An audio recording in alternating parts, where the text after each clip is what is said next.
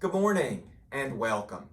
We are continuing our daily video devotions with 1 Samuel chapter 8. If you'll remember our lesson from Wednesday in 1 Samuel 7, we said that at that point Samuel had grown up and had become a young man, and he was named judge over all of Israel.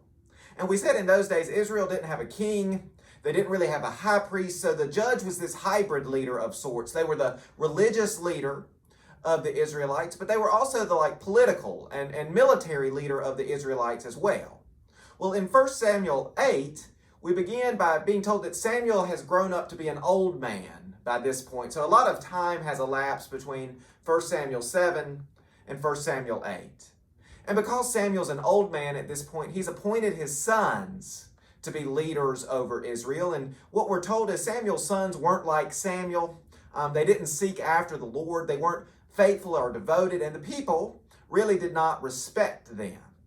And not only did the Israelites not respect Samuel's sons, they also looked out at their neighbors, the Philistines and the Moabites and the Edomites, the other nations around them.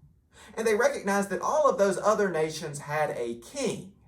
And they wanted to be like those other nations, so they go to Samuel, whom they still respect, and they ask Samuel to appoint a king over them so that they could be like the surrounding nations. And as we read in 1 Samuel 8, Samuel's not super thrilled with the idea of appointing a king over Israel.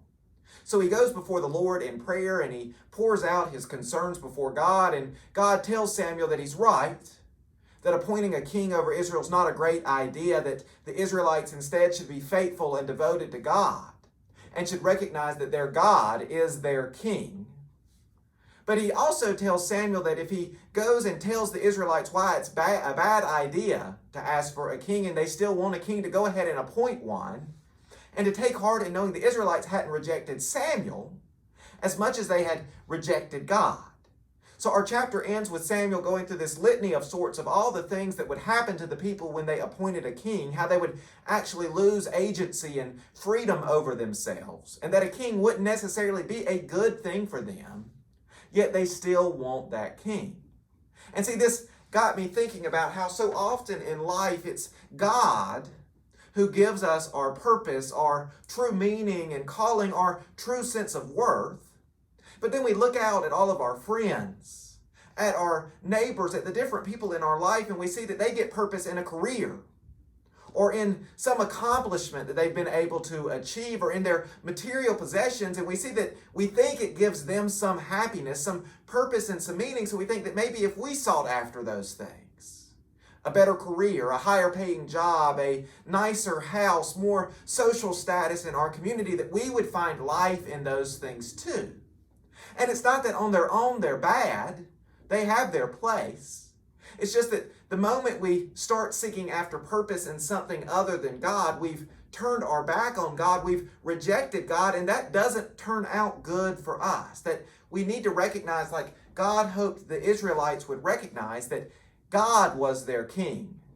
God was the true author of their life, of their purpose, of their meaning, of their sense of calling, and no matter what the things of their world promised to them, it was only God who could give them life. So in your life, I know there are so many shiny things in our world that vie for our attention, that promise life to us. But we need to remember, we need to recognize that at the end of the day, it's only God who gives us life. So we should seek after God and prioritize our relationship with God above all else. I hope you have a great weekend, and we'll see you on Monday for 1 Samuel chapter 9.